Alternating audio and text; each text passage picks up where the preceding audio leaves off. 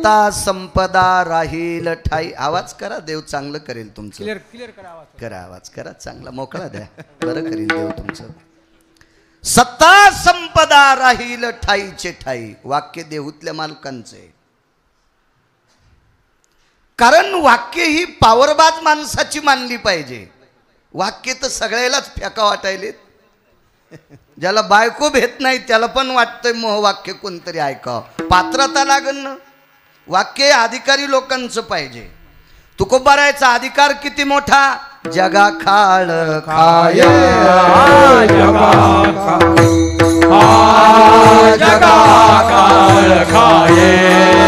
विश्वाला खाणारा काळ त्याच्या डोक्यावर ज्यांनी पाय दिलाय त्या व्यक्तींचं वाक्य सत्ता संपदा राहील ठाईचे ठाई. राहिला संपत्तीचा वाद. काही लोकांना वाटत असेल माझ्याकडे फार पैसे आहेत, अब्जानं पैसे आहेत, कोटी नाहीत, खरवा नाहीत, निखरवा नाहीत. आपण रावणाच्या तळपायाच्या मातीला चिटकाले. तुका म्हणे ज्याची संपदा येवली.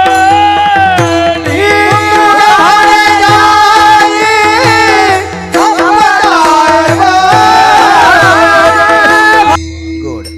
रावण प्रचंड श्रीमंत व्यक्ती आहे. कवडीत नाना रुपयाला चिटकेलेलं नाणं पण काढून घेतात. पोरी म्हणतात हे शकून असते, ते पण काढून घेतात. भूषणे ही घेते काढून, भूषणे ही घेते काढून, भूषणे ही घेते काढून.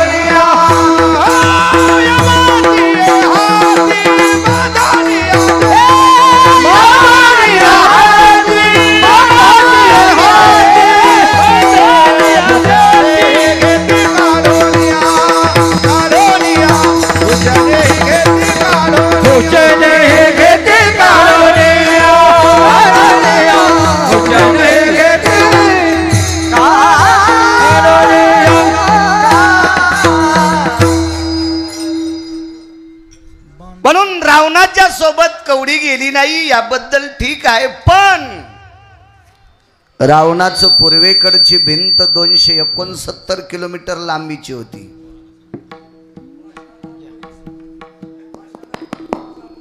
वंशाचा संबंध धातयाशी. सोनियाची पुरी समुद्राचा वेढा, समुदाय गाढा राक्षसाचा. आता कीर्तनकारापेक्षा खाली बसलेले लोक जास्त हुशार आहेत. पाठांतर त्यांचं भरपूर आहे. म्हणून आमच्या लोकांनी ग्रंथ पाहून कीर्तन करावा, नाही तर खालचे लोक नदीला गवसून हाणतील. विठाला विठाला विठाला.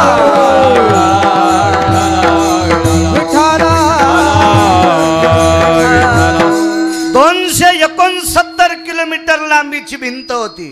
पुरावा आहे पुराणात, फक्त रामायणात शोधू नका. रामायणात नाही सापडणार. विशिष्ट पुराण सांगते 269 किलोमीटर लांबीची भिंत, 11.5 फूट उंच होती. भगवान बुवा 4.5 फूट रुंद होती. ही सगळी भरीव सोन्याची होती. याच्यातला 2 फुटाचा जर कोपरा काढला ना तर नामदेव दादा तालुक्यातल्या प्रत्येक बाईला नेकलेस होईल. बटन कोणाचं दाबीन? रावणाचं बटन. नाना दाबील का दुसऱ्याचं बटन? नाही. पप्प्याचा बाप जरी दुसरीकडे गेला, हा तुम्ही त्याच्यात नाहीत ना, मागणं पुढं फुफुटा उड. पण तरी पण ज्यानं लग्न केलं नाही त्याला संसार जास्त कळतो. इतकं ध्यानात ठेवा. विठाला विठाला विठाला. मग तितके जर मुरकुटे बुवा सोनं जर वाटलं तर हिम्मत आहे का दुसऱ्याचं बटन दाबायची? काय मायवेली त्याच्या विरोधात फॉर्म भरायची? तरी पण 2 वाजून दुपारी 2:18 दक्षिणेच्या मालकाने रावणाला आपटून मारलं. म्हणजे पैशावाल्याला सुद्धा थांबता येत नाही, सत्तेवाल्यांना थांबता येत नाही. राहिली शक्ती परमार्थिक शक्ती. तर परमार्थिक शक्तीचा जर विचार केला तर आपण लय सामान्य माणसं आहेत. लोकांनी बघावं म्हणून भजन म्हणणाऱ्यांची संख्या खूप आहे. सकाळच्या काकड्याला जर माईक बंद झालं तर काकडा करा वाटत नाही. असे किती दाखवायचे, पण माईक बंद असलं तरी काकडा करतेत. अशा लोकांवर परमार्थ आहे त्यांच्यावर. लोकांनी ऐकावा, लाईटच गेलेली आहे, मग कशाला जायचं, कुठं लोक म्हणणार आहे तू काकड्याला होताच म्हणून. असे सुद्धा आमच्यासारखी बरीच असतील.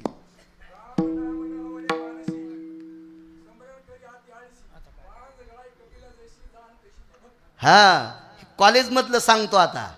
यतम प्रतिभासा भयव्याप्तीन धेनु सहिष्णर गतिजा येते मिमम नाम निष्ठम कृतु संपन्नेस्ततेवच. विठाला विठाला विठाला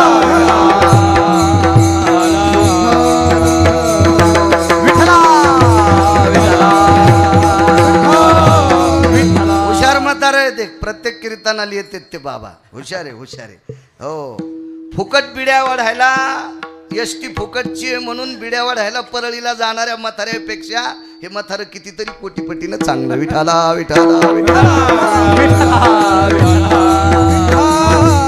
प्रकांड श्रीमंत रावण हे 18 संतांनी हरिनामे ढवळीले जग, विश्वनामाने ढवळून काढलं, तरी थांबता आलं नाही. हो, नाही थांबता आलं.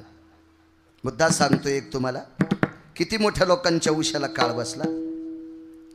वैकुंठवासी स्वर्गीय, कैलासवासी, सत्यलोकवासी, गोलोकवासी पंडितराव पांडुरंगराव मुंढे अण्णा विश्वाच्या मालकाच्या सानिध्यात विलीन झाले. दक्षिणेच्या मालकाचा निरोप आला आणि त्या निरोपाला ती सामोरे गेले. प्रत्येकाला जावं लागते. या विश्वामध्ये 7 चिरंजीव आहेत. त्याच्यापैकी या मंदिरातला एक नंबरचा चिरंजीव आहे. त्या चिरंजीवाचं नाव आहे मारुतीराय. मारुतीराय नुसते 1 नंबरचे चिरंजीव नसून वारकरी संप्रदायातले 1 नंबरचे वारकरी आहेत. येऊनी जन्मला मरकट तो वैष्णवा माझे अतिश्रेष्ठ, हनुमंत म्हणावया कनिष्ठ, ऐसा पापिष्ट कोण आहे.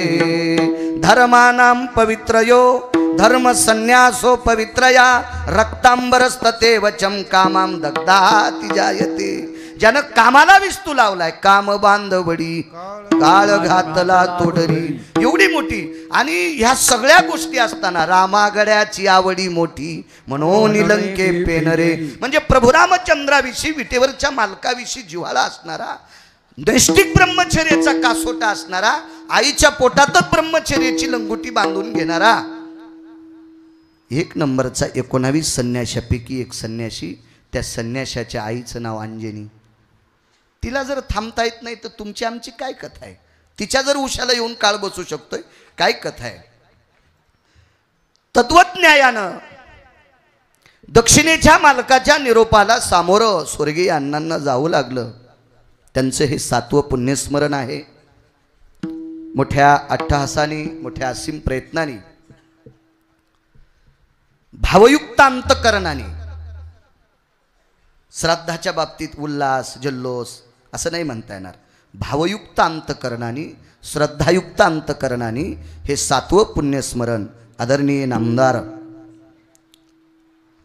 धनंजयजी पंडितराव मुंढे विद्यमान मंत्री साहेब, त्यांनी आपल्या वडिलांचं पुण्यस्मरण 7वं मोठ्या आदरयुक्त अंतकरणाने ते करतात. विश्वातलं सर्वात मोठं दैवत कोण असेल तर आई वडील आहेत. सकल तीर्थाची धुरे जे का जाण माता पितरे, नमो तया माता पित्याचे पालन, नमो त्या वचन सत्यवदे. देहूतले मालक सांगतात, आई वडिलांचं पालन करणाऱ्याला मी नमस्कार करतो. सर्वश्रेष्ठ आई वडिलांचा आदर करणारा हा सर्वश्रेष्ठ असतो. मुद्द्याता जर गोष्ट सांगायची झाली तर पारमार्थिक क्षेत्रात बडे तात्या कोणाला मोठं व्हायचं असेल, बळीरामजी राजकीय क्षेत्रात कोणाला मोठं व्हायचं असेल, व्यापार क्षेत्रात आमचे गंगाखेडचे केंद्रे साहेब, व्यापार क्षेत्रात मोठं व्हायचं असेल, राजकीय क्षेत्रात मोठं व्हायचं असेल, पारमार्थिक क्षेत्रात मोठं व्हायचं असेल बापू, तर आई वडिलांची कृपा लागते. वंश कृपास्ततो जायम धरा कृपेशिस्ततः आत्मकृपा पुनितयम व्याप्त कृपा जनस्थितः. 28 कृपा सांगितल्या न्यायशास्त्रामध्ये की आईवडिलांची वंशाची कृपा असावी, पूर्वजाची कृपा असावी, आईवडिलांची कृपा असावी, भूमीची कृपा असावी, प्रांताची कृपा असावी, परिसरातल्या सात्विक सदाचारी लोकांची कृपा असावी. या कृपेने माणूस मोठा होत असतो. सगळ्या कृपा लाभल्या आणि वाडवडिलाची कृपा नसेल तर कधी बी नाव बुडून जात असते. विठाला विठाला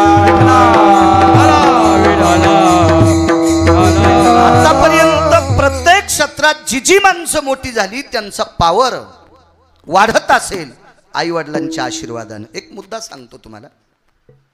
विश्व ज्याच्या ताब्यात आहे त्याला जगाचा बाप म्हणतात नाना. वृक्षाचे पान हाले ज्याची सत्ता राहिली अंता मग कोठे. तुझी या सत्तेने वेदाशी बोलणे सूर्याशी चालणे. तुझी या बळे ऐसा तू समर्थ ब्रह्मांडाचा धनी. व्याप्तिरोजायते नकना धरा स्थितम अपायम व्यालाक्ष सुधियम छंदेषु मृतिसारायम स्ततेवच. कीटकापासून मुंगीपासून हत्तीपर्यंत जीवाच्या संहार कार्याची नीतिक्रिया त्याच्याकडे आहे. त्याला जगाचा बाप म्हणतात. आणि त्या विश्वाच्या बापाला पुंडलिक रायानं जर उभं केलं असेल तर यज्ञ नाही केले, तपश्चर्या नाही केल्या, साधना नाही केल्या, फक्त आई बापाच्या सेवेची ताकद. नामदेव दादा जगाचा बाप 28 युगापासून उभा आहे. आपल्याला 4-5 युग माहिती आहेत. सत्ययुग, सत्य, त्रेता, क्रता, कली, द्वापार वगैरे हे 4-5 युग पाहिजे. तांबदा युगाति मध्यम यत्कृती संगाय भाषायाम युग जायते न सखलम मिद्यान्मिद्य सर्वशास्त्रायाम. असे 28 युग आहेत. हे पण आमच्या कीर्तनकारांना पाठ असावा. विठाला विठाला 28 युगापासून जगाचा बाप जर दिवेगावकर शास्त्री बाबा उभा केला असेल फक्त मायबापाच्या सेवेच्या ताकदीवर. मला असं वाटतं कीर्तनकारांनी आईवडिलाच्या सेवेच्या बाबतीत श्लोक सांगायचा, एखादी ओळी सांगायची, जेणेकरून पुरावा हा मोठ्या लोकांचा पटल्या जातो. एक पुरावा आहे. मागे आपल्याकडं शिव उपासक तुमच्या परळीला एक महाराज आलते, आमच्या परभणीला पण आलते. त्यांनी एक सांगितलं महिला मंडळींना, लोटाभर पाणी टाका आणि एक तांदूळ वाहन एक बेल ठेवा, असं त्या महाराजांनी सांगितलं. ठीक आहे. तरी पण जाणकार लोकांनी त्यांचं ऐकू नये असं म्हणत नाही. चिकित्सक वृत्तीनं बघायचं कशात लिहिलं असेल. पुरावा मोठ्या लोकांचा मानला पाहिजे. त्याच्यासाठी एक पुरावा होता. एक पसा पाणी एक बिलवद एक पसा पाणी एक बिलवद एक पसा पाणी एक बिलवद एक पसा पाणी एक बिलवद. पूजना केवळ सोपे बाहू पूजना केवळ सोपे बाहू भाव धरोनिया आचरती धरे भाव धरोनिया आचरती धरे पूजना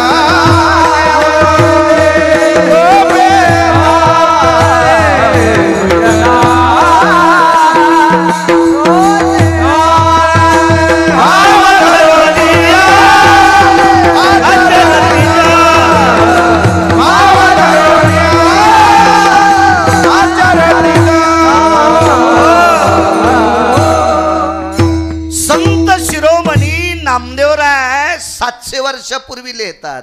एक पसा पाणी एक बिल्वदळ.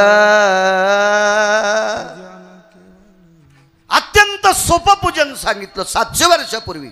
साक्षी मोठ्या माणसांची ग्राह्य धरल्या जाते. असो, अधिकार संपन्न लोक, ब्रह्मांडाचा मालक ज्यांनी उभा केला ते आई वडिलांच्या सेवेच्या पुण्याईवर केला. स्वर्गीय अण्णांचं 7वं पुण्यस्मरण. आदरणीय नामदार धनंजयजी साहेब मोठ्या भावयुक्त अंतकरणाने करतात, त्यांना धन्यवाद. एवढ्या धकाधकीच्या काळात विद्यमान पदावर असताना सुद्धा वेळ काढला आणि काढत जावा. मोठे वागले की लहाने माणसं वागत असतात. सप्त्याच्या काल्याच्या पंगतीत मोठाल्या माणसांनी एखादं जर भाजीचं पोळीचं टोपलं घेतलं तर बारकाली माणसं पाय तुटूस तर वाढीत असतात. आणि मोठाली माणसं मुद्या घालून जर मंडपाच्या कडीला उभं राहत असतात तर मग बारकाली त्याला त्या दिवशी एके दिवशी हिंगा दाखवित असतात. मोठ्यांनी वाकायचं असतंय. मोठा नुसताच म्हणला, ए श्याम्या कडी आण, कवा नुसता बोंबलो तू म्हणला. 4-2 पिढ्या गेल्या तुझ्या घरातलं कोणी वाकलं नाही ना आम्हाला कडी आणायला सांगतो. ह्या सांगणाऱ्यानंच जर हाताच कडीत बकीट घेतलं तर श्याम्या पाय तुटूस तर वाढीतो. त्याच्यामुळं काळ इतका गोड आलाय. पहिल्यापासून मोठ्यांनी चांगलं वागलं की बाकीचे लोक भेऊन वागत असतात. श्रीमंताच्या घरच्या बाईनं पदर पडू द्यायचा नाही, बारक्या तर पडूच देत नाहीत. उलट झालंय, बारक्यांना वाटतंय आपल्याला कोणी विचारणार नाही त्याच्याकरता ते पडू देत नाहीत. नियम आहे, मोठ्यांनी चांगलं वागलं पाहिजे. ज्याच्या अंगावर चांगली कपडे आहेत का त्यानं जास्त जपलं पाहिजे. भरलेलं डुकर तिकून आलं आणि पांढरे शुभ्र कपडे घालून इकून एक जण गेलं आणि ते डुकराला म्हणलं माझ्या आजोबा सरपंच असताना रोड झालता भगवान बुवा, तुला डुकरा सांगायलो या रस्त्याने येऊ नको. त्याला अक्कल असती का? ते नुसतं जवळून नाही गेलं, शेपटीचा फटकारा हाणून गेलं. मग ज्याच्या अंगावर पांढरे कपडे आहेत त्यानं जास्त जपावा. काळे बेंद्रे कपडे घालणाऱ्याला पुसलं तरी ते निघून जाते. याचा अर्थ असा आहे मोठ्यांनी जास्त आचरणात राहिलं पाहिजे, बारकी लोक त्यांचं अनुकरण करत असतात. विठाला विठाला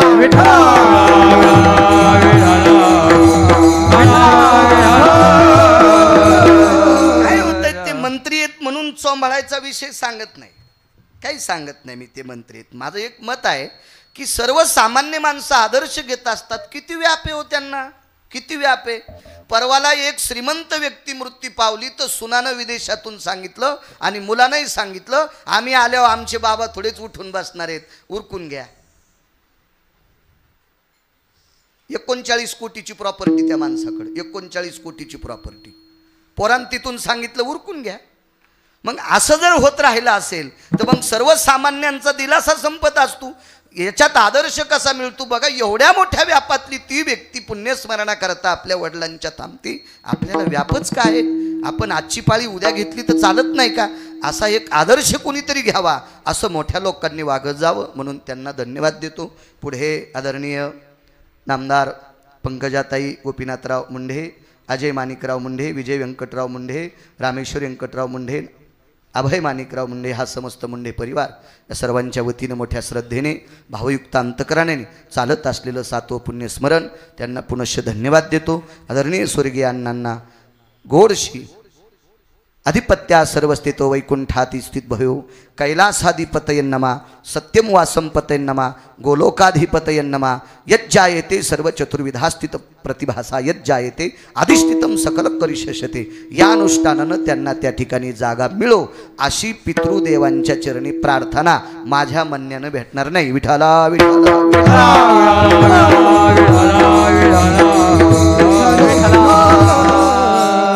आज आदरणीय महाराष्ट्राच्या मातीला लाभलेलं नाविन्यपूर्ण पौराणिक क्षेत्रामध्ये ज्यांचा फार मोठा संस्कृतवर प्रचंड अभ्यास आहे. मी 9 शतचंडी केली बासरला, त्यावेळेला महाराजांना मी कीर्तनाला आमंत्रित केलं तर आमचे हरिभक्तीपरायण दिवेगावकर शास्त्री महाराज ते सुद्धा या ठिकाणी त्यांना प्रणाम करतो. आदरणीय तारखेच्या संदर्भात सतत मला बोलत होते.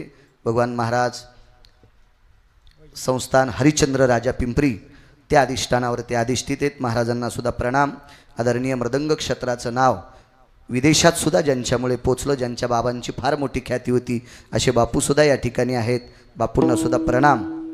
आदरणीय मुरकुटे महाराज असतील, राजकीय क्षेत्रातले आदरणीय आमचे बळीरामजी कडपे असतील, नामदेव दादा असतील, आदी करून हरिभक्तीपरायण महाराज, मला नाव माहीत नाही, लिंबाजी महाराज सुद्धा, महाराजांना सुद्धा प्रणाम करतो.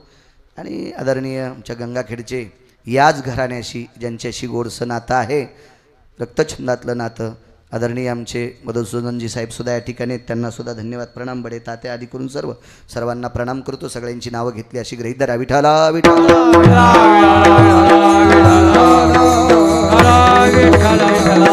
काळ हा कोणाला सोडत नाही. जयंती नावाची इंद्राची कन्या आहे. वेळात आपल्याला जेवढी वेळ दिली तेवढ्या वेळेत आपल्याला आटपायचं. जयंती नावाची इंद्राची कन्या आहे. इंद्र फार मोठा माणूस आहे. एकट्या इंद्राला 222 पदं येतं. एकट्याला खालचे पदं कधी जातेत कधी येतेत याचा काही भरोसा राहत नाही.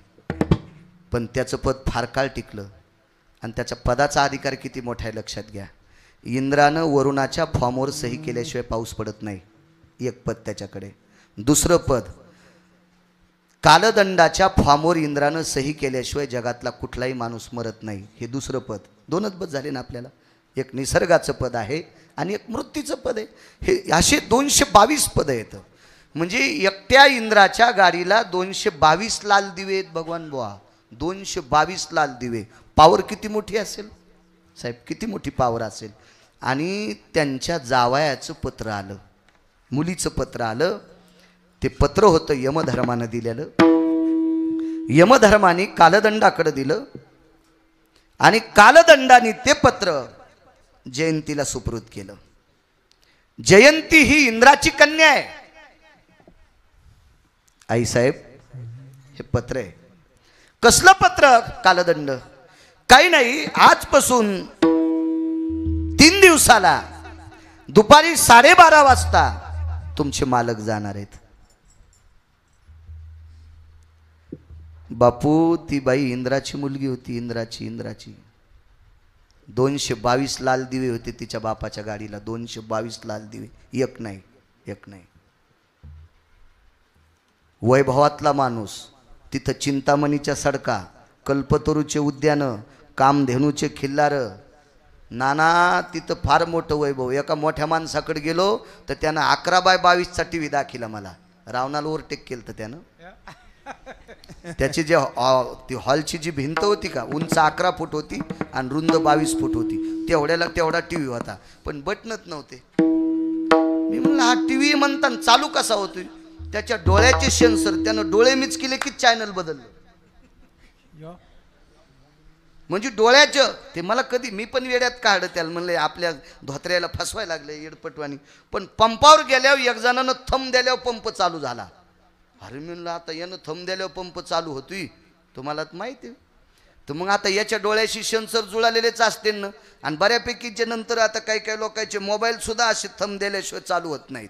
हो, आणि असले पाहिजे. संसारिक माणसानं त्याला लॉक ठेवलं पाहिजे. बायकोला कळायला नाही पाहिजे मधात किती गर्दा येतं. विठाला विठाला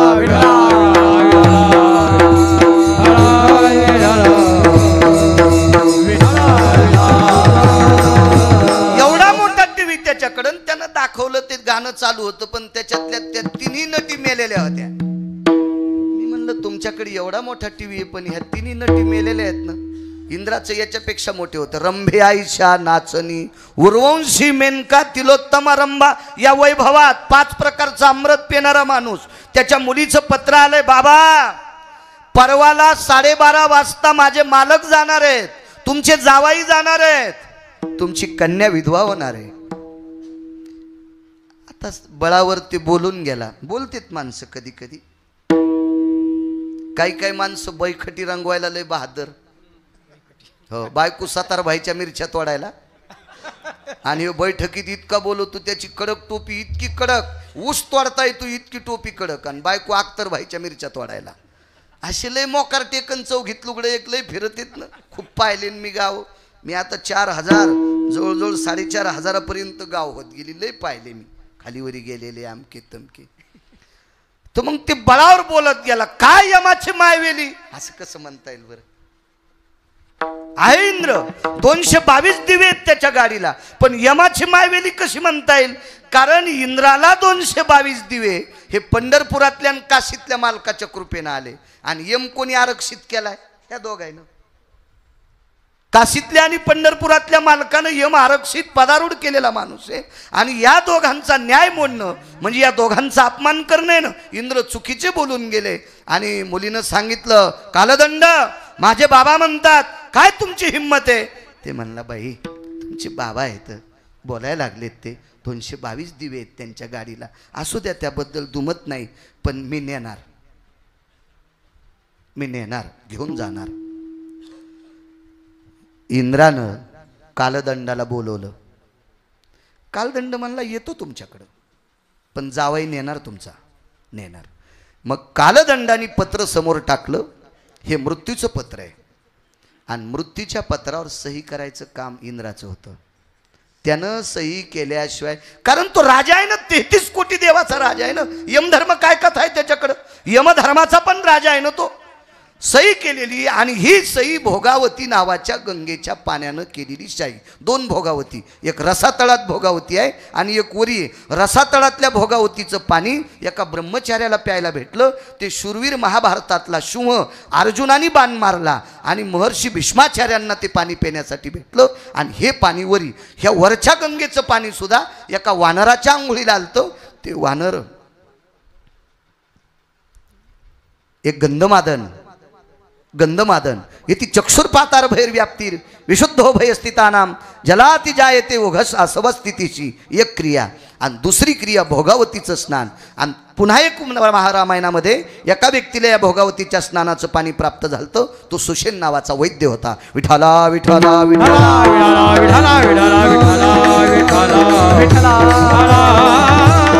यमधर्माला बोलून घेतलं. ही सही कोणाची आहे? मीच केली. मग माननीय आदरणीय इंद्र महाराज, तुम्ही 33 कोटी देवाचे राजे आहात. तुम्हाला नाव वाचिता आलं नाही का ते तुमच्या जावयाचं? मग तुमचा जावयाचं मृत्यूपत्र ज्या वेळेला यमानी भगवंतानी सादर केलं, मी तुमच्या पुढे मांडलं, तुम्ही सही केली ना, आता मारायला काय हरकत आहे? पण भगवान बुवा इंद्र हुशार माणूस, इंद्रानं सांगितलं आमच्या जावयाचं पत्र सगळ्या फाईलच्या खाली टाका आणि वरच्या फाईल काढा. तो कालदंड म्हणला हे बऱ्याच देवाईनं पत्र पाहिले आणि आता जर तुमच्या जावायला वाचिलं तर बाकीचे देव म्हणतील आमच्या आत्याला वाचवा, आमच्या मावशीला वाचवा, आमच्या मेहुणीला वाचवा, आमच्या साडूला वाचवा, आमच्या चुलत्याला वाचवा, आमच्या आजीला वाचवा, असं म्हणतील का नाही? मग मला नियमात बदल करता येत नाही. चला, जयंतीचा विचार खुंटला. 222 दिवे जिच्या बापाच्या गाडीला आहेत, तरी पण जावाई थांबवायची ताकद आपल्या बापात नाही. तिने विचार केला आपल्या आईकडे पत्र पाठवा. आई गोकुळात होती, आई गोकुळात होती बापू. आई म्हणजे राधा. शची कोण आहे तर पुढे राधेच्या रूपात होती आणि राधेकडे पत्र गेलं. आवाज द्या जरा, बेस कमी करा, कडक करा आवाज, चांगलं करेन देव तुमचं. राधेकडे पत्र गेलं. राधेनं ते पत्र वाचिलं. लक्षात आलं आपली मागची जयंती कन्या आहे. देवाला बोलून घेतलं. जगदानंद कंद जगतपती भगवान पांडुरंग परेशा किंवा द्वारकाधीशा, ही माझी कन्या आहे. एक विचारू का देवा, आयुष्यभर तुझं भजन केलं रे, आयुष्यभर भजन केलंय. याच्या व्यतिरिक्त काय केलं रे देवा तुझ्यासाठी? फक्त भजन केलंय. देवा, नारदासारखा संन्यासी भेटला आणि त्या संन्याशाने सांगितलं, बाई तू आता 222 दिवेवाल्याची बायको आहेस, पण कालांतरानं पुण्य संपल्यावर तुला खाली यावं लागत आहे. सवेची इंद्रपदाची येऊ लागती माघारे. आणि याच्यातून जर तुला वाचायचं असेल, फार मोठं व्हायचं असेल, तर तुला देवाचं मुख बघावं लागेल. देवा तुला पाहण्यासाठी मृत्यू लोकात आले रे, तुला पाहण्यासाठी. काल्याच्या कीर्तनात बऱ्यापैकी प्रसंग भरला उलंडोनी रीता करी घट, आणि त्याची चट चट या शब्दाचा आवड. माणसं नाही म्हण या लय खाचा चटका हो, अशी जुनी शब्द. तशी राधेला देवाला पाहायची चट लागली होती. मी तुला किती पाहिलं देवा, अरे तुझ्याशिवाय, तुझ्या रूपाशिवाय कोणाचं वर्णन करत नाही, तुझ्या नामाशिवाय कोणाच्या नामाचे पवाडे गात नाही रे. किती किती तू जेवढे मला श्वास दिलेत का, त्या श्वासाच्या बदल्यात मी तुला नामस्मरण दिलंय. मी तुला इकत घेतलं रे, इकत घेतलंय, तुला इकत घेतलंय. तर भगवंतानं राधेला सांगितलं, राधे आत्ताची आत्ता वैकुंठ देऊन टाकतो, नकोय मला. माझ्या भगवान शिवजीला विचारून तुला कैलास देऊन टाकतोय, नकोय मला. सत्यलोकाचे मालक विधाता ब्रह्मदेवाला विचारून तुला सत्यलोक देऊन टाकतोय, नकोय देवा मला, काहीच नको. एक देऊन टाकतोस का देवा? काय देवा, आयुष्यभर भजन केलं रे. महाराष्ट्राच्या मातीत किती मृदंगाचार्य, किती गायनाचार्य, किती कीर्तनकार आहेत. लोक त्यांचा किती आदर करतात, केवढाले हार घालतात, किती मोठाले नारळ देतात, नारळाच्या खालून पण देतात. मी तुला आत्तापर्यंत काही मागितलं का रे देवा? मी तसंच केलं ना तुझं भजन, तसंच केलं ना. एक दमडी न घेता, काही न घेता मी तुझं भजन केलं ना देवा. मग याच्या बदल्यात एक देऊन टाकणं, माझ्या जावायला वाचवणं, वाचवून माझ्या जावायला. तर ब्रह्मांडाच्या मालकीनं राधेच्या हाताला स्पर्श केला. तिला सांगितलं, राधे 7व्या अवतारात मी वनवासात असताना, मी जगाचा बाप आहे ग राधे, मी विश्वाचा बाप आहे.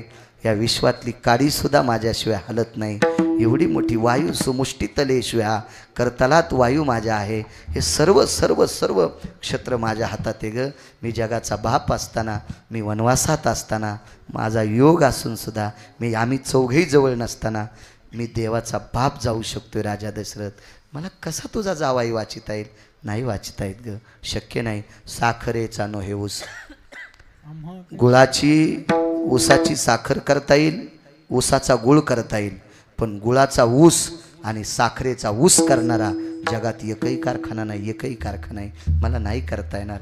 जगाच्या मालकानं सांगितलं, राधे मी एक करू शकतो तुझ्यासाठी.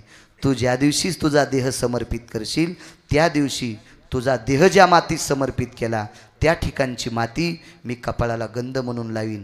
गोपीचंदन ओटी, तुळशीच्या माळा, आयुष्यभर राधेच्या अंगाची माती जगाचा मालक कपाळाला लावतो. पण राधे, तू शिची असताना तुला प्राप्त झालेली जयंती नावाची कन्या, हिचा जो पती आहे हा फार मोठा अधिकारी, त्याला विशिष्ट प्रकारचं पुराणात नाव आहे. पण शोधान तुम्ही शोधा. तुम्ही जितके पाठ करतान का, तुम्ही जितकं वाचितान का, तितके आमचे लोक कीर्तन नीट करतील. विठाला विठाला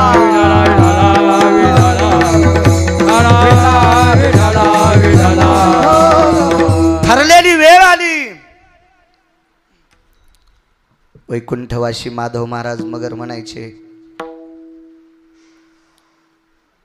दुपारची वेळ होती. गोकुळात प्रचंड ऊन पडले आणि 12-12:15 वाजता जगाचा बाप गोकुळात भगवान बाप प्रविष्ट झाला. गोकुळावर सावली पडली, सावली पडली. 9 नंदापैकी एका नंदाने भास्कराला विचारलं, 9 नंद आहेत, आपल्याला एकच नंद माहीत आहे, नंदराज. 9 नंद होते, 9 नंद गोकुळात. एक नंद एवढा विख्यात प्रख्यात प्रचंड अभ्यास होता. त्या नंदानी भास्कराला विचारो, भास्करो तेजो कांती भयव्याप्तिर्जायते यशोधेश पियुषा समस्थितच्चायते.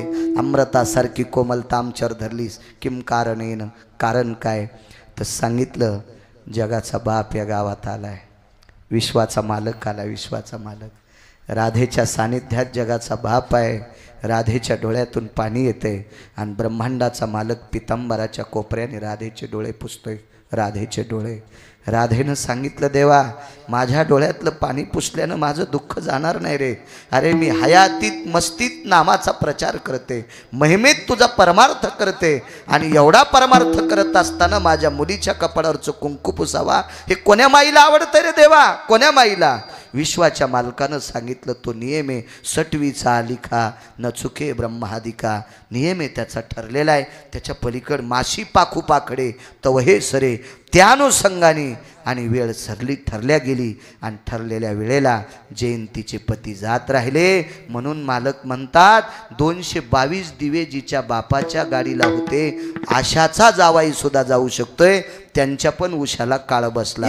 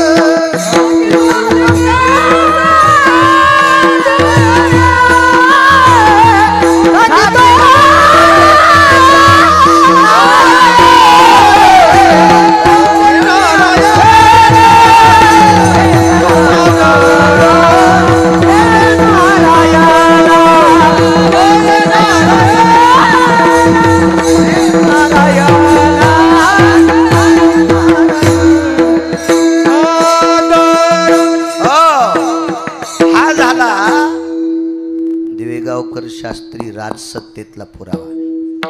याच्यापेक्षा मोठा कधी राजा होईल कोणी? मग एवढा मोठा राजा, त्याला जावायला गडदे मामा मोकावं लागतंय. निमूटपणे मान्य करावं लागेल. आदरणीय अण्णा गेले. त्या मंत्र्यांचे जावाई होते ते, आणि या मंत्र्यांचे पिता होते. म्हणजे राजसत्तेतल्या लोकांना सुद्धा यम भेट नाही याचा पुरावा दिला. राहिली परमार्थिक सत्ता.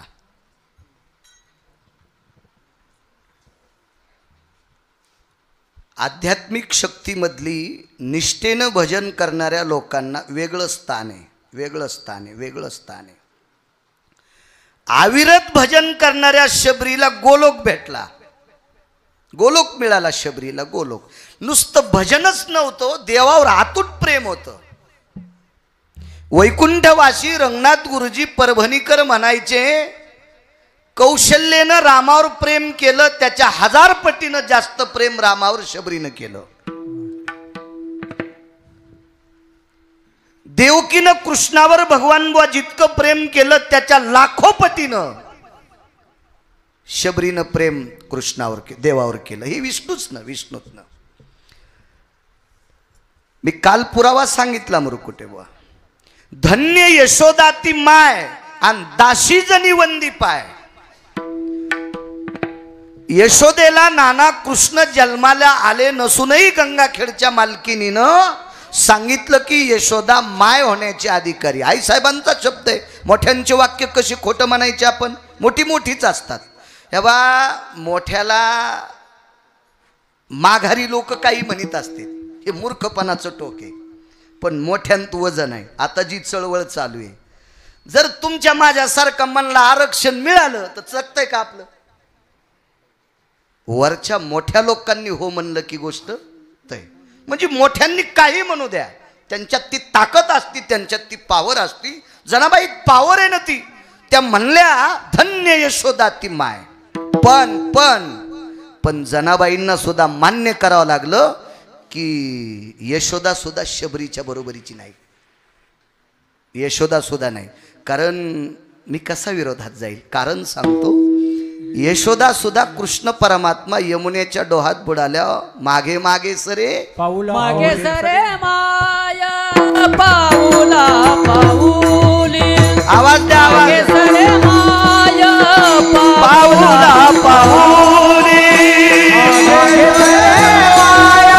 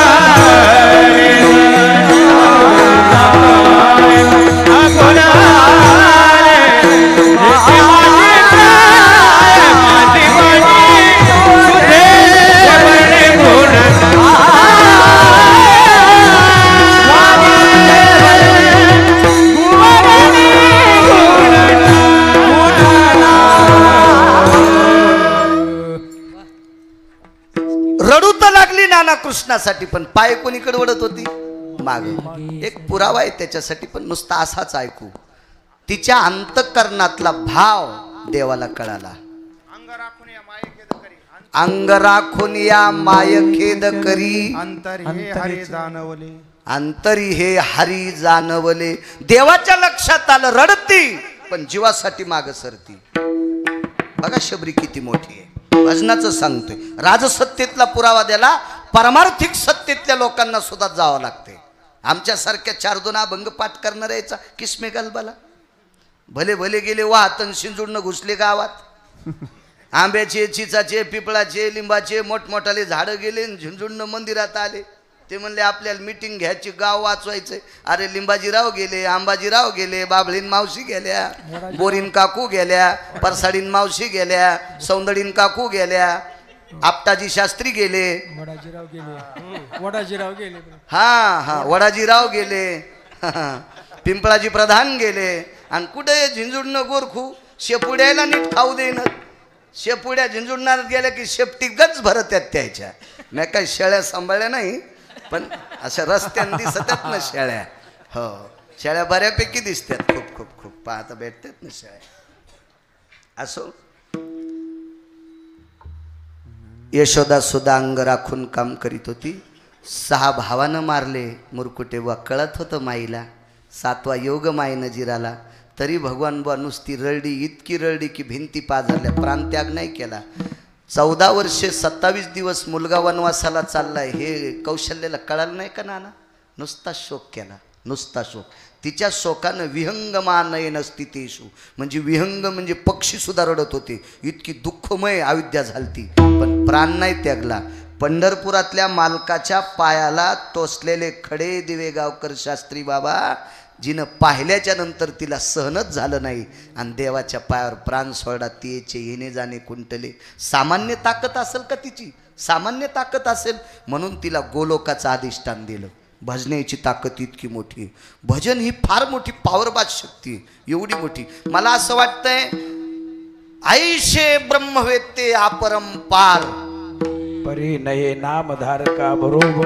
हो, आणि आपल्याला तर 4च ब्रह्मवेत्ते पाठ आहेत. शुक, याज्ञवल्क, दत्त, कपिल मुनी आणि हे अपरंपार ब्रह्मवेत्ते. असे हे नामधारकाची बरोबरी करू शकत नाहीत. आध्यात्मिक शक्तीतल्या लोकांना जावं लागते. शबरीनं भजन केलं, गोलोकाची प्राप्ती झाली.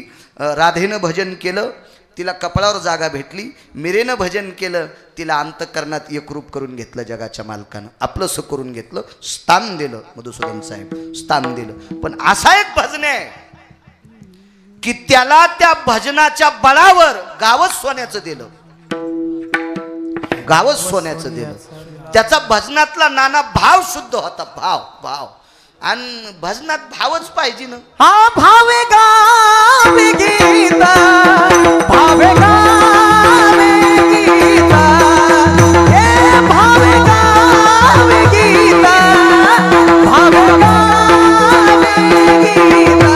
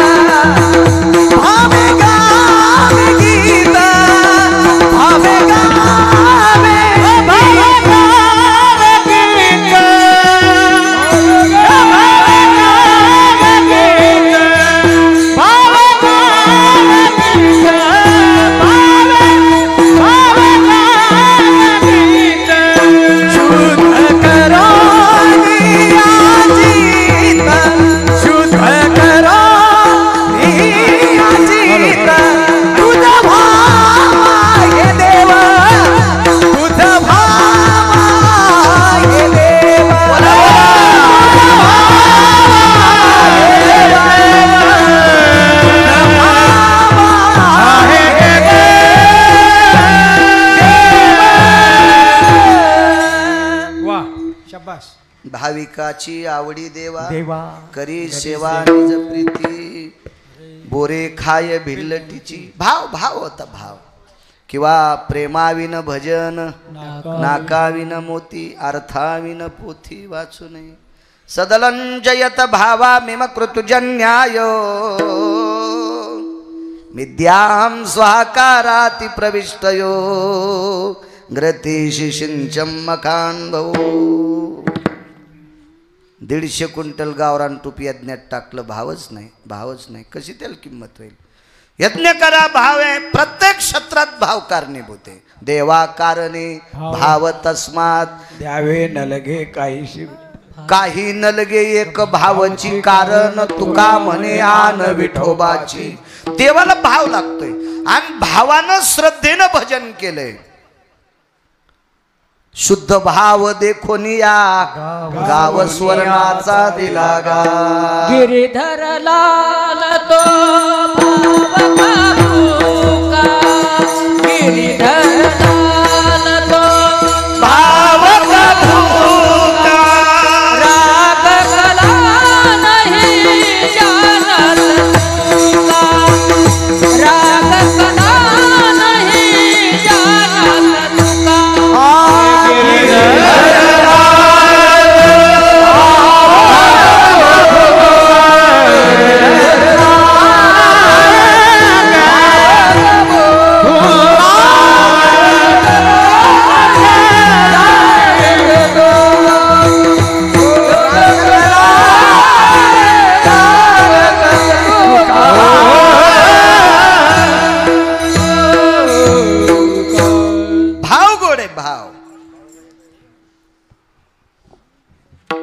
आमचा एक मित्र भागवत सांगतो, काय सुदाम देवाचे पोहे गोड होते बरं का.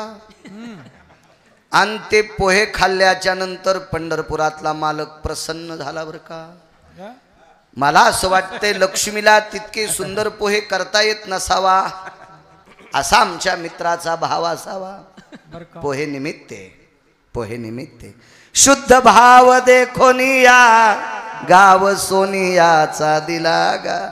नाही तर शब्द वापरला असता, चौदार पोहे खाओनिया गाव सोनियाचा दिला गा. त्या पोह्याच्या माग भाव शुद्ध होता. भाव तुम्ही अजून लक्षात घ्या. कन्या आंबाड्या घुगऱ्या काही असू द्या जेवायला, पण जीव घालणाऱ्या माणसाचा भाव गोड असेल तर जेव वाटते. गावरान तुपात पोळ्या भेजिल्या आणि कुत्र्याला फेकल्या आणि फेकायली. घ्या न घ्या, कशा खा वाटत्याल त्या. आमची इथे एक म्हातारी पित्र घालीत होती आणि मी कधी मधी तिचं काम ऐकायचो तर मला ती सांगायची. मग तिने एके दिवशी मला शिकवणारे 4 गुरुजी होते. ते म्हणले, बाळू तू या मास्तरायला बी सांग, तिची भाषा तशी. मग गुरुजीला सांगितलं, गुरुजी उद्या डब्बे आणू नका, आमची इथे म्हातारी तिच्या इथं पक्ष आहे आणि जेवायला. मग सगळेजण गेलो. तिच्यात 7-8 म्हशी आलेल्या होत्या. तिनं आम्हाला वरणावर खिरीवर नुसतं तूप वाढलं. गुरुजी म्हणले, काय काकू लोणकड्याचं तूप आहे, आम्ही दुकानच्या बाटल्या विकत घेऊन खातो. त्या दुकानाच्या बाटल्या विकणारे ते म्हणते हे गाईचे, पण ते नको दूध काढ का. हे मोहळावाले पण सांगते ओरिजिनल मध आहे. त्या मधाची ज्याची फॅक्टरी आहे त्याला म्हणा, गिरगावच्या बाळू देखता एकदा मवळ हुलेवर तू. येळगावकर शास्त्री हुलीन का ते मवळ, त्याचं कोण्याच तर दवाखान्यात नीट व्हायचं नाही त्याचं तोंड. हा हुलिता येतं त्याला मोहळ प्रचार करणाऱ्याला अद्याप नाही. आपल्याकडे काय होतं माहिती आहे का, जे ओरिजिनल काम करतंय त्याला पुढं कोणी आणतच नाही. आता शासनाचा नियम आहे, झाडं लावा आणि झाडं जागवा. फोटो कोणाचा काढते, बाळू महाराजांनी झाड धरलं की महा झाडं लावा. DM साहेबांना झाड धरलं की त्याचा फोटो. झाडं जळून गेले. मी एका झाडाला विचारलो, तुम्ही काऊन जाळाले. ते म्हणले, ज्याचा घाम निघला नाही त्याचा फोटो काढा आणि ज्यानं खडा खाणला त्याचा काढत नाही. त्याच्यामुळं झाड म्हणलं आम्हाला वाचायचंच नाही. आपल्याकडं काय होतं माहिती, कधी कधी चुकून आता पाईपची ॲडव्हर्टाईज करतात काही काही लोक शेतकऱ्याच्या. त्याला माहिती आहे का भैमुगाच्या शेंगा खाली लागत आहेत का वरी.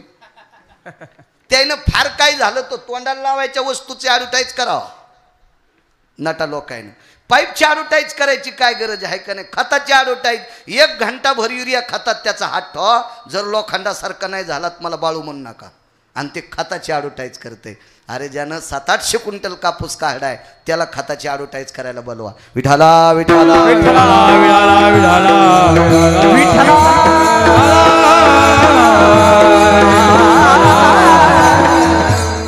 निष्ठेनं भजन केलं. भाव गोड होता. पंढरपुरातले मालक प्रसन्न झाले आणि मालकाला सासरवाडीतून धन आलतं. देवाची एक सासरवाडी लई श्रीमंत होती. त्या सासूनं, सासरा हुशार, त्यानं सूर्याची उपासना केली, मनी प्राप्त केलता. आणि तो मणी कालांतराने देवाला प्राप्त झाला. तिकडं सगळे जात राहिले आणि तिकडचे सत्रजित गेला, प्रशन गेला. सत्रजित आणि प्रशन दोघं भाऊ भाऊ होते ते. आणि तो मृत्यू पावला. आणि मग तो मणी घरी आल्यावर देवाने विचार केला, हे जरा आपल्याला असं चालतं गडे बिना घामाचं, जरा परमार्थात खर्चाव म्हणून काशीला मणी पाठिलता. अक्रूर घाट, अक्रूरेश्वर लिंग, त्रेतायुगात द्वापार युगातली गोष्ट आहे. द्वापार युगात अक्रूरेश्वर लिंगाची स्थापना केली. काशीला अन्न सत्र केलं. एका तीर्थाचा जीर्णोद्धार केला. त्याला मणिकर्णिका तीर्थ असं नाव पडलं. फार मोठी प्रख्यात त्याची कहाणी आहे. आणि मग काही दिवस बहिणीची तर ठेवलं, पांडवाला श्रीमंत केलं. आणि तो राहिलेलं सोनं सुदामदेवाचं गाव सोन्याचं बांधलं.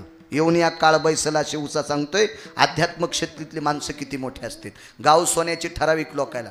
कुबेराला गाव सोन्याचं आहे, इंद्राला गाव सोन्याचं आहे, रावणाला गाव सोन्याचं आहे, आणि सुदामदेवाला गाव सोन्याचं आहे. अजून पुन्हा कोणाला आहे का? असलं कोणाला तर मला नंतर का फोन करून सांगा, म्हणजे मला पुन्हा सांगायला काम येईल. पण हे इतके लोक तर आपल्याला माहिती आहे. कुबेराची नगरी अलका नावाची नगरी सोन्याची, रावणाची लंका सोन्याची, इंद्राची अमरपुरी नाना सोन्याची, आणि सुदामपुरी सोन्याची. फरक काय काय याच्यातला? रावणाला गाव सोन्याचं भगवान बुवा, पण मसनवाटा मातुड्याचा. रावणाला गाव सोन्याचं, मसनवाटा मातुड्याचा. कुबेराला गाव सोन्याचं, मसनवाटा मातुड्याचा. इंद्राला गाव सोन्याचं, माणसं मरतच नाहीत, मसनवाट्याचा संबंध नाही. फक्त इंद्राच्या ठिकाणी माणसं कसे मरतात. आजही बँकेत किंमत कोणाला असते? मोठ्या गाडीत जाणाऱ्याला बापू, का खात्यावर पैसे आहेत त्याला? खात्यावर पैसे आहेत त्याला. ज्याचे खात्यावर पैसे आहेत त्याला बँकेत किंमत. माझ्यासारखा गेला असे गंध गिंद इशिक लावून मॅनेजरला म्हणला, हो मॅनेजर साहेब मी महाराज आहे. तर ते म्हणले कीर्तन कर. नाही मी मला 2-4 श्लोक येतात, काही अभंग येतात. ते म्हणले पाया पडून 50 रुपये देतो. नसलच काही तर आता फारच हट्टी असतं, डिझेलला 4-500 रुपये देतो. नाही म्हणले बँकेतले पैसे, तुझ्या खातं पेनॉल्टी लागू लागू 0 झालंय ना. मग वरी किंमत कोणाला? जोपर्यंत पुण्य आहे तोपर्यंत वरच्याला संपत आहे. पुण्य संपलं की ढकलून देतात खाली. पुण्यक्षय अधोगती, तुका म्हणे जाती, पुण्यक्षय अधोगती. खाली यावं लागतंय त्याला, वरी थांबत. म्हणून मसनवाट्याचा संबंध नाही. पण सुदामदेवाचं गाव सोन्याचं झालं. गाव सोन्याचा झाल्याच्या नंतर गावकोस सुद्धा सोन्याचा. अगा वृषभा धेनू कळा, खुंटार गळा त्याही स्वर्णाच्या. महाराज सांगतात गाई म्हशी बांधायचे खुंट सुद्धा बापू सोन्याचे होते. तर त्या गावातल्या बायका लोखंडाचे डोरले घालीत असतील का? हा, त्या गावातले माणसं लोखंडाच्या साखळ्या घालीत असतील का? बडीता त्या काय श्रीमंत. 52 अरबूज क्विंटल नाना सोनं उरलं गोविंदबुवा. 52 अरबूज क्विंटल सोनं उरलं. आणि त्या काळातला कलेचा, भगवान विष्णू परमात्म्याचा अंश असणारे एक कलेची देवता विश्वकर्मा महाराज यांनी भगवंताला निरोप केला, प्रभू सगळं काही सोन्याचं, तुळशी वृंदावनं सोन्याची, सगळी सोन्याची, काही नाही. बैलाला साखळ्या, म्हशीला साखळ्या, गाईला साखळ्या, गाईला खुंट, म्हशीला साखळे. मला वाटते तिथं शेळ्या नसत्याल, मेंढ्यां शेळ्या वरी नसत्याल. ह्या हत्ती बांधायला सुद्धा खुंट, आरगळा, आगा कुंजराची आरगळा, बंद स्थिती आगळा, आगा वृषभाची नवाळा, खुंटती कंचनाचे, ते सुद्धा सोन्याचे. घोड्याला 2 खुंट लागतात. एक पुढं लागतो लगाम बांधायला किंवा गळ्याची दोर बांधायला, आणि मागं लागतोय पायबंद बांधायला. चांगल्या घोड्याचे पाय मागून नाही बांधले की त्याचं पोट असं गेळ्यावानी सुटतं आणि ते टायमाला पोचत नसतं. म्हणून घोड्याला तटस्थ भय वृषभा सव्या यती गलगंडेशु भय व्याप्ती, पदाश्रित भयम आश्वाती जायते, उदरत पोक्षास्ती तोती कळा. हा हे श्लोक कोणी लिहिले माहिती आहेत का? महाभारतातल्या पांडवाच्या 5 भावापैकी एकानं. विठाला विठाला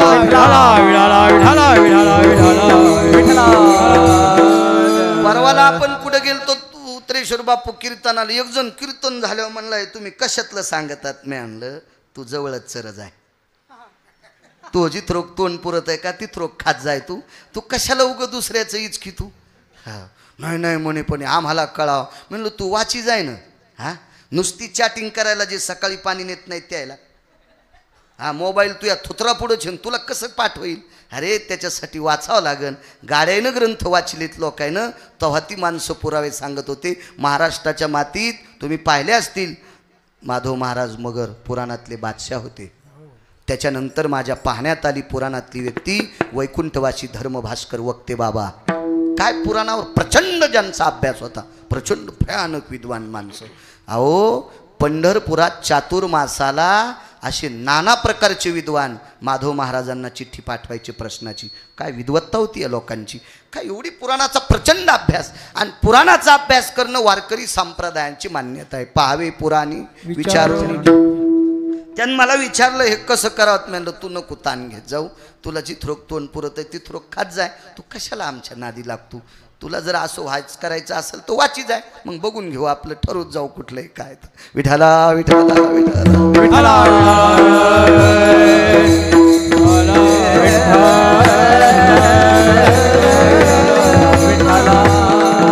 मग माणसं काय म्हणतात माहितीये का, हा ते काय आम्हाला पटत नाही. मग लोक कसे मानतात. मग भगवान बुवा ते दुसरा टपका देते, त्याचं नशीब मोठं आहे. हे अशी माणसं इचकी देत, हा त्याचं नशीब लय मोठं आहे हो, म्हणून त्याला लोक विचारित नाही. नसते असं. अरे माय सुद्धा खराब लेकराला मानित नाही तर जनता आग्या मोळाच्या माश्या आहे. चुकीचं काम करणाऱ्याला माय मानती का, नाही मानित. माय मानित नाही. सगर्भे शुभय बालका बापू.